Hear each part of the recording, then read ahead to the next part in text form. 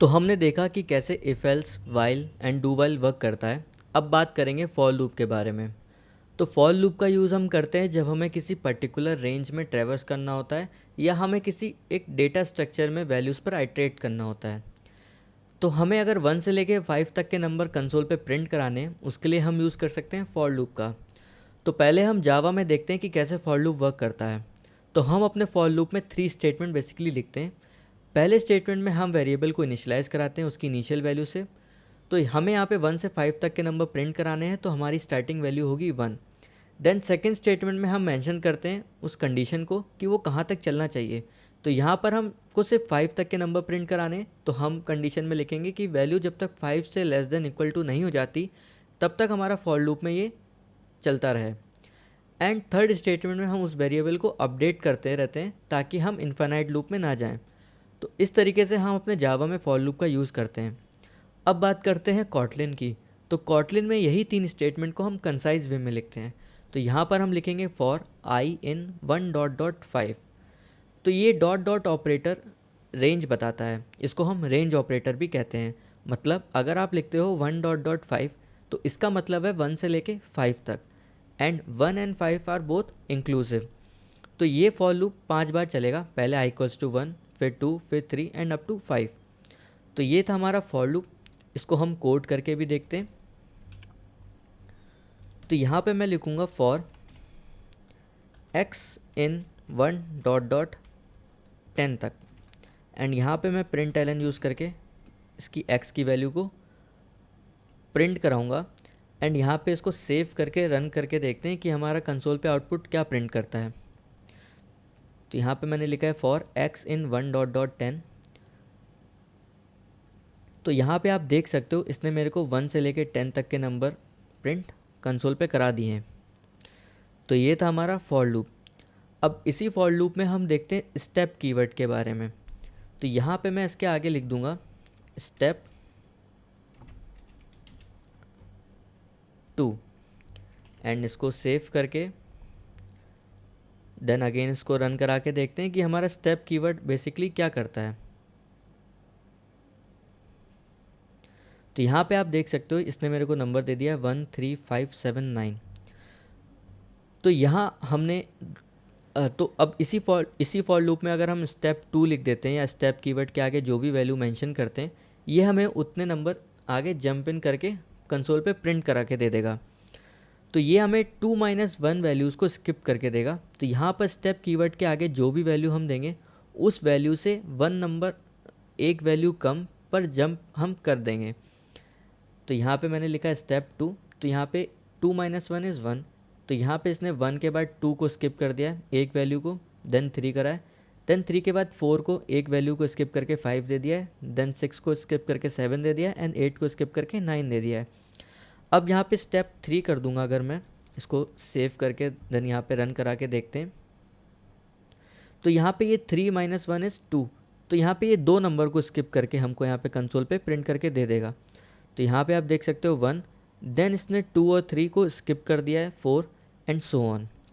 तो ये था हमारा स्टेप कीवर्ड। अब इसी फॉर लूप में हम देखते हैं कि क्या फॉर लूप से हम रिवर्स प्रिंट करा सकते हैं। मेरा मतलब है अगर मैं लिखूँ यहाँ पे फॉर वाई इन 10.1 एंड इसके अंदर मैं प्रिंट कराऊँ प्रिंट एलन वाई की वैल्यू को, एंड ऊपर वाला कोड मैं कमेंट आउट कर देता हूँ। इसको सेव करके यहाँ पे रन करा के देखते हैं कि क्या ये हमें वैल्यूज़ को रिवर्स करके प्रिंट करके देगा। तो यहाँ पे आप देख सकते हो इसने हमको कुछ भी प्रिंट करके नहीं दिया है। ठीक है, क्योंकि हमारा जो डॉट डॉट ऑपरेटर होता है वो बेसिकली फॉरवर्ड रेंज में वैल्यूज़ पर आइट्रेट करता है। तो ये तभी वर्क करेगा अगर हमारी स्टार्टिंग वैल्यू, यहाँ पे जो स्टार्टिंग वैल्यू लिखते हैं, अगर वो लेस देन इक्वल टू होगी हमारी एंडिंग वैल्यू से। तो अगर हमें नंबर्स को प्रिंट कराना है रिवर्स में तो हम क्या यूज़ कर सकते हैं। यहाँ पे मैं लिखूँगा फॉर, इसी में हम देखते हैं। तो यहाँ पे मैं लिखूँगा फॉर आई इन 10। यहाँ पे हम यूज़ कर सकते हैं डाउन टू कीवर्ड का, एंड यहाँ पे मैं लिखूँगा कि हमें कहाँ तक के नंबर प्रिंट कराने हैं। एंड देन यहाँ पे इसको सेव करके रन करा के देखते हैं कि हमारा क्या आउटपुट देगा। तो यहाँ पे आप देख सकते हो कि इसने अब मेरे को नंबर को रिवर्स करके प्रिंट करा दिया है। तो ये था हमारा डाउन टू कीवर्ड। तो ऐसे ही हम स्ट्रिंग्स में एंड डेटा स्ट्रक्चर जैसे कि एरे एंड अदर कलेक्शन में फॉर लूप का यूज़ कर सकते हैं to traverse in the data values. तो उसको हम उनके रिस्पेक्टिव वीडियोस में कवर करेंगे। तो अब बात करते हैं व्हेन लूप के बारे में। तो जावा में जैसे हम स्विच केस यूज़ करते थे, कॉटलिन में उसी का मॉडर्न वर्जन है व्हेन। तो किसी कंडीशन के मैच होने पर एक specific block of code run होता है, एक एक करके सारी ब्रांचेस चेक होते हैं और जैसे ही पहला मैच मिलता है उसी का ब्लॉक रन होता है और व्हेन ब्लॉक से बाहर आ जाता है। तो यहाँ पे व्हेन हम दो तरीके से यूज़ कर सकते हैं। तो पहला हम तरीका देखते हैं। सबसे पहला तरीका है व्हेन एज अ स्टेटमेंट। तो यहाँ पे मैंने एक कोड लिखा है जिसमें मैंने डे की वैल्यू 3 दी है एंड उस वेरिएबल को यहाँ मैंने व्हेन लूप में पास करा दिया है। इसके अंदर का कोड देखते हैं। तो यहाँ पर मैंने बहुत सारी वैल्यूज़ दी हैं एंड उसके आगे एरो ऑपरेटर लगाकर उसके कोड लिख दिया है। तो जो भी वैल्यू हमारे डे वेरिएबल को असाइन होगी, व्हेन लूप उसको यहाँ पर मैच करेगा एंड उसके उसके जैसे ही वैल्यू मिल जाएगी, वो उस वैल्यू के अगेंस्ट जो भी कोड होगा उसको एग्जीक्यूट कर देगा। तो ये था हमारा व्हेन एज अ स्टेटमेंट। तो यहाँ पे उसको 3 मिल जाएगी, तो 3 के आगे उसका जो भी कोड लिखा है वो यहाँ पे एग्जीक्यूट हो जाएगा एंड बाकी की ब्रांचेस पे ये नहीं जाएगा, उसको स्किप कर देगा एंड लूप से बाहर आ जाएगा। तो ये था हमारा व्हेन एज अ स्टेटमेंट। अब बात करते हैं व्हेन एज एन एक्सप्रेशन की।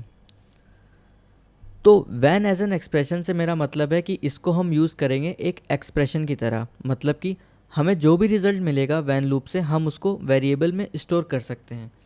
तो यहाँ पे मैं सेम कोड को कॉपी करूँगा एंड देन इसको पेस्ट कर दूँगा। इसको कमेंट आउट कर देते हैं पहले वाले कोड को एंड यहाँ से मैं कुछ ब्रांचेस डिलीट कर देता हूँ। तो यहाँ पे मैं लिखूँगा वैर, व्हेन लूप के आगे लिखूँगा वैर एंड इसके जो भी रिज़ल्ट आएगा हम इसको स्टोर करा लेंगे। तो यहाँ पे println as a statement है, हम इसको स्टोर नहीं करा सकते। तो यहाँ पे हम सिर्फ स्ट्रिंग की वैल्यूज़ को स्टोर कराएंगे। तो यहाँ से मैं प्रिंट एलन स्टेटमेंट हटा देता हूँ एंड यहाँ पे सिर्फ स्ट्रिंग रखते हैं। तो यहाँ पे आप देख सकते हो अभी मेरे को एक एरर दे रहा है। तो यहाँ पे लिखा है when expression must be exhaustive and necessary else branch.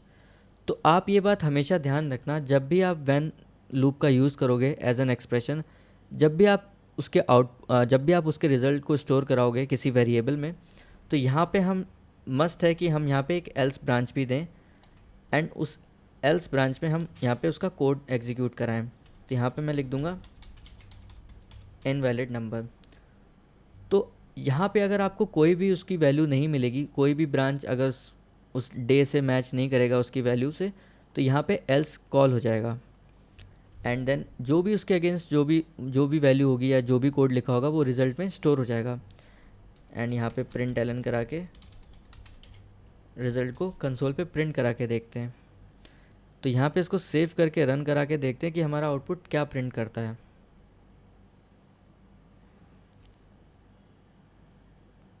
तो यहाँ पे आप देख सकते हो इसने मेरे को प्रिंट करके दे दिया है वेंसडे। तो यहाँ पे डे की वैल्यू थी 3। तो जैसे ही 3 वाली ब्रांच इसको मिली, इसके अगेंस्ट जो भी कोड लिखा है इसने एग्जीक्यूट कर दिया एंड देन इस वैल्यू को रिज़ल्ट वेरिएबल में स्टोर करा के यहाँ पे प्रिंट करा दिया। तो ये था हमारा व्हेन लूप, जिसको हमने देखा पहले as a statement and then हमने देखा एज एन एक्सप्रेशन।